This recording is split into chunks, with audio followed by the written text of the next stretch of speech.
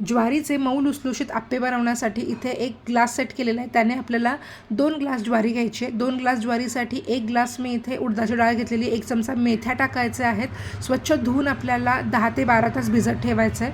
12 तासानंतर बघू शकता इथे ज्वारी पण चांगली भिजलेली आहे. ज्वारीला थोडा वेळ लागतो भिजण्यासाठी, त्यामुळे आपल्याला जास्त वेळ भिजवायचा आहे.